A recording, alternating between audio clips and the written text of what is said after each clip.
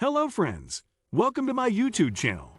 Before we start, please like this video and don't forget to subscribe to my YouTube channel and click the bell icon. Thanks.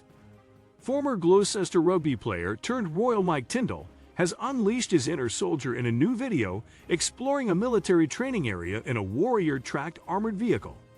And he joked that the rough and tumble of rugby and parenting 3 of Queen Elizabeth's grandchildren means he's used to the muddy conditions of a military range.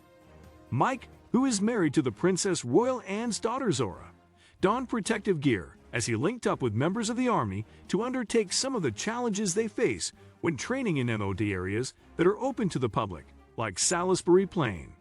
The clip, which is part of the Respect the Range campaign, begins with the 2003 Rugby World Cup winner walking in Salisbury Plain.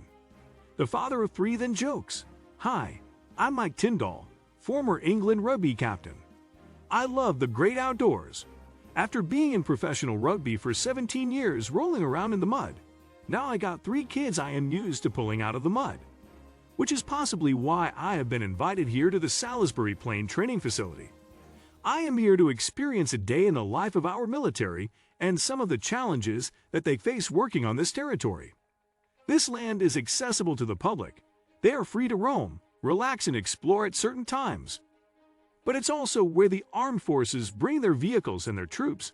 And as we are about to find out, it's pretty important they don't mix."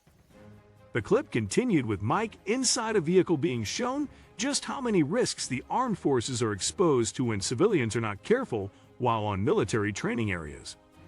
During the training session, he is told at times these areas can be used by some 3,000 to 4,000 troops, plus dozens of vehicles. While chatting with Lieutenant Colonel Vance Worsley, Defense Infrastructure Organization, DIO, Commandant and Senior Training Officer for Salisbury Plain Training Area, Mike learned some of the very real risks associated with accessing MOD sites open to the public.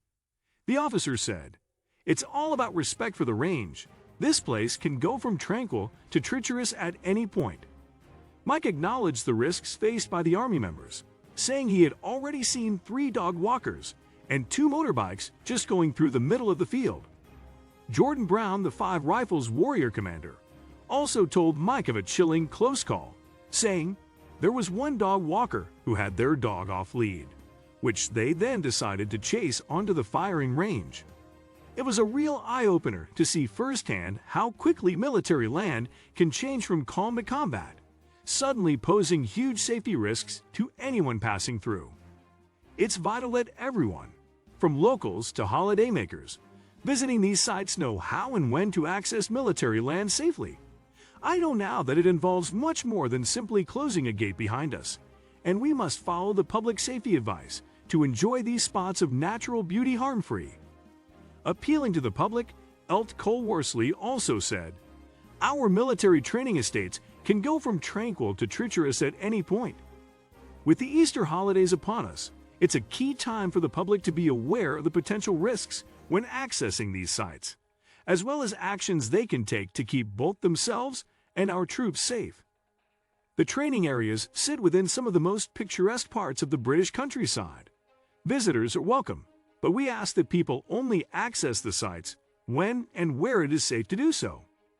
We are reminding people not to cross into areas that are prohibited, to stick to public paths, and always check live firing times before visiting. If we all work together to use these spaces with respect and consideration, the public will stay safe, and our armed forces will be protected during their important training exercises. So what do you think about this news, guys?